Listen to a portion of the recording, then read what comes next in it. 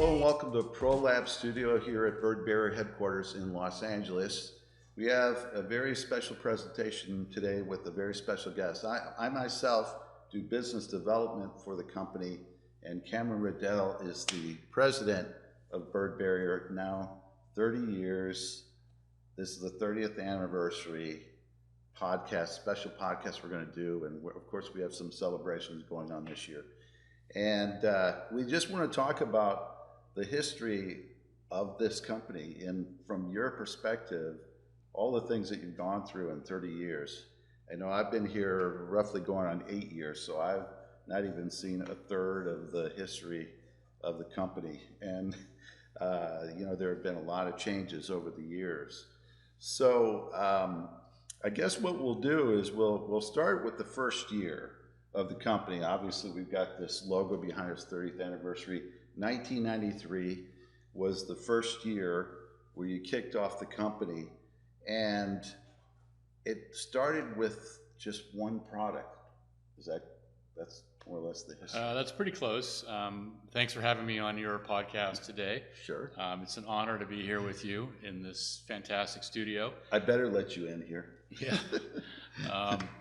So yeah, we started the company in 1993, and now it's 2023, and that's the end of the story. So thanks for watching, Thank you. And we'll see you next time. Episode 2 tomorrow. Yeah, it was a pretty cool the way that this company started. A friend of mine from college got introduced to an inventor. His name was Vic Chatton. He lived here in Southern California, and he invented the Daddy Longlegs, the coil, and two other products that we don't sell anymore. One was called the Clean Sweep for billboards, and one was called the Peacock for ledges.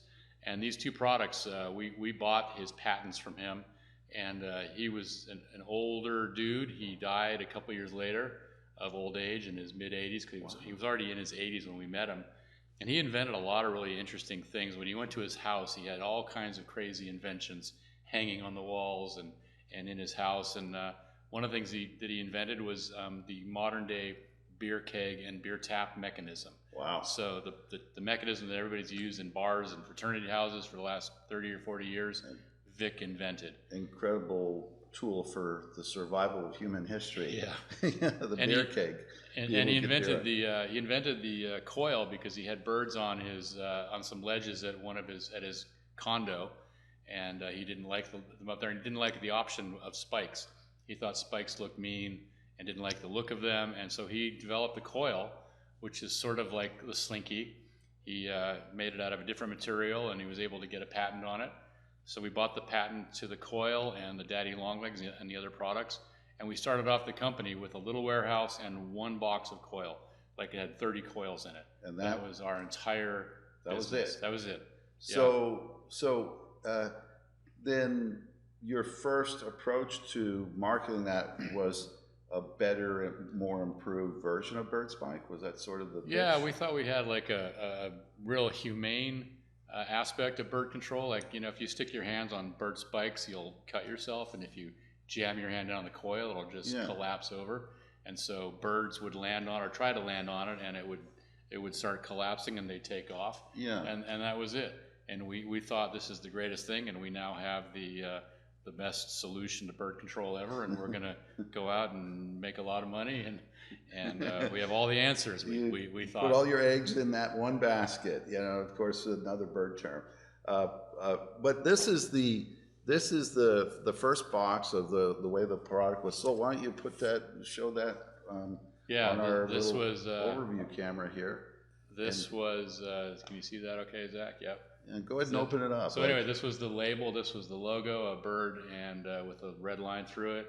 And inside was one coil, and some instructions, and some adhesive, and that was it. So that was what we started the business with. That's really interesting. So then, were you immediately successful with that product? Would you say, like, as an alternative, you had some interested people and you started to see the installs, or in that first year, was it really tough getting it off the ground?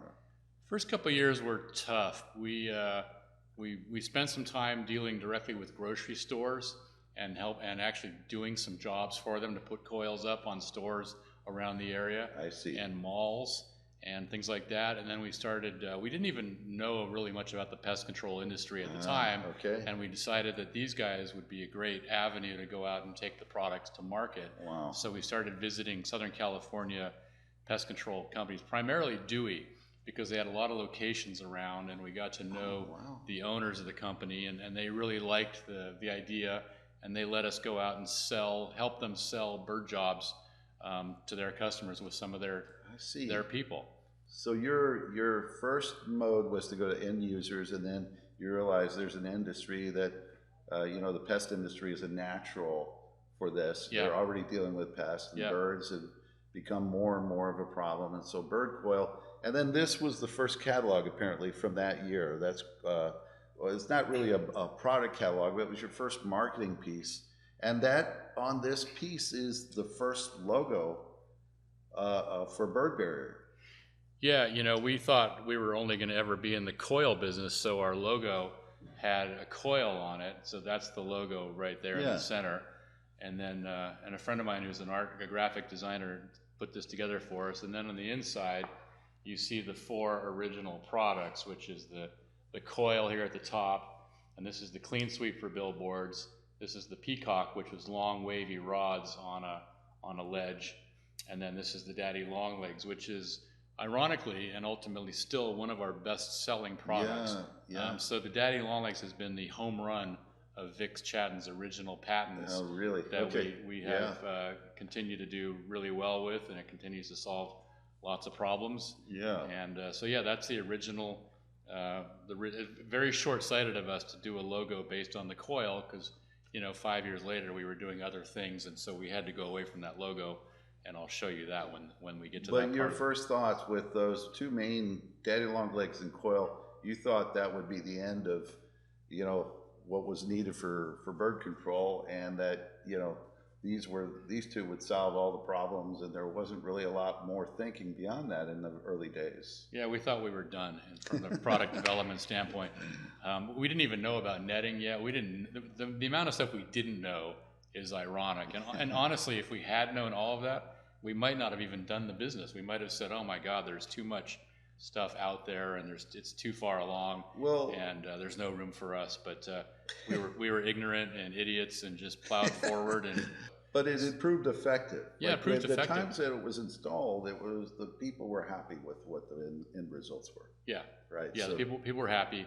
But we didn't do much market research. I mean, honestly, if we had, we might not have done this. We might have just said, "This is too hard," or we don't know how to make this work. But we just went out and started talking to people and getting our product on.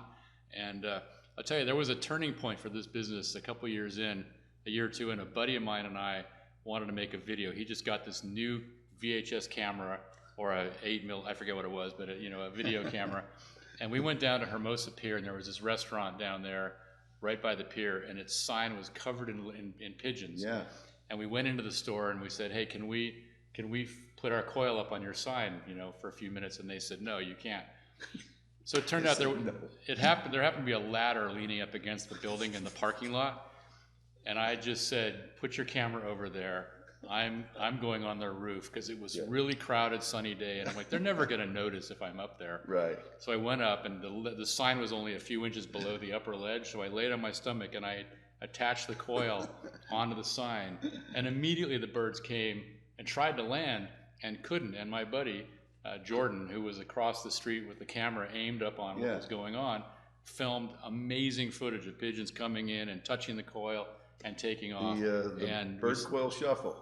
And it was the first shuffle we ever shot. We shot it illegally. Wow. And and then we put it out, to the industry as much you could on those days on tape. But it gets you to the next step. Here in '94, you introduced Stealth Net and spikes, and so you did learn about netting. How did that come about? Why did you decide to go into netting? From the process you learned about it that was out there. Yeah, it's kind of a funny story. I wasn't married yet. Some friends of mine and I were going to England and Ireland for a couple weeks in the summer of 1994. And there was a company in England called Network Bird Control that sold bird control products. And I looked them up, I think I don't know if I even had the internet. I don't know how I figured out. I think I called a pest control company in England. We didn't have the internet yet. So I called the company in England, the pest control, and I said, who do you buy bird products from? He said, oh, it's Network. And I said, can I have their phone number? Because there's no other way to find a phone number. I wrote the phone number down, and I called the guy, and I said, hey, I'm Cameron from Bird Barrier, and I'm coming over to England. I'd like to show you a product. I'd like to see if you're interested in buying it. And so we went over to London, my friends and I, and the next day they were all going to go sightseeing, and I had to take a train up in northern England to meet Network. Wow. And the funny thing was that with the jet lag, I fell asleep on the train, and luckily someone nudged me and said, I think your stop is coming up. And they woke me up before I ended up in Scotland. Wow. So I spent the day with the owner of that company. His name was Bill Clark, and he and I became fast friends. And I thought I was going to sell him coil, and he ended up teaching me unbelievable lesson on netting and spikes and bird wire and things that they had developed in England and were doing really well with. And so we started importing products from him. I see. And training. And one thing that he did a lot of in England and all over Europe was training classes.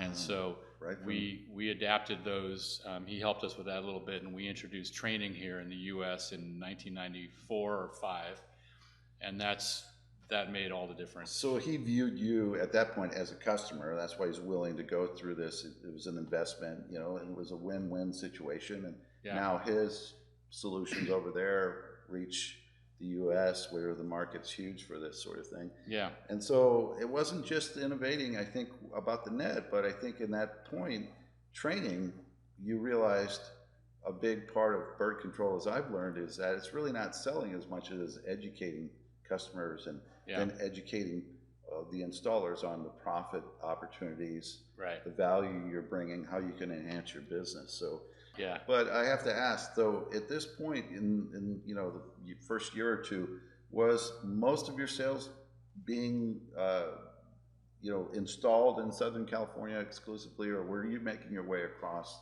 to all the major cities at this point?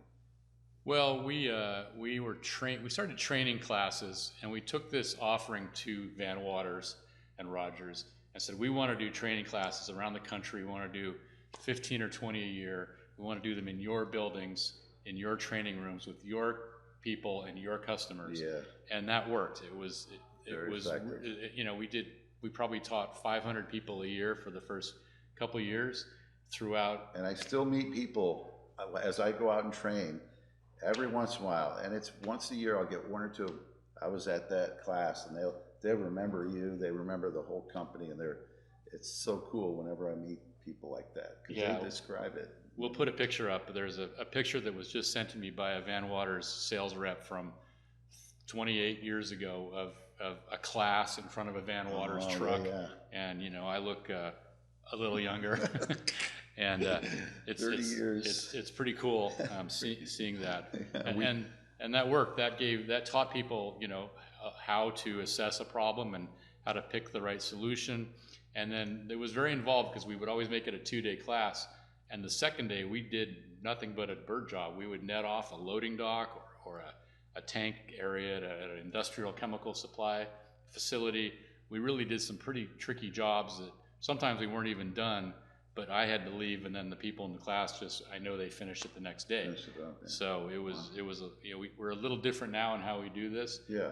But you and I and others here have been talking about going out and doing some large specialty netting installations, optical gel, bird shock, and bringing back some of the good old days. Because there's people out there that tell me that second day was what got them in the business, and 28 years later, they're still in the business, and it all harkens back to that first class that we all did together. There are very few companies, once they get to the level where they're doing netting, they realize that this is a really good business to be in.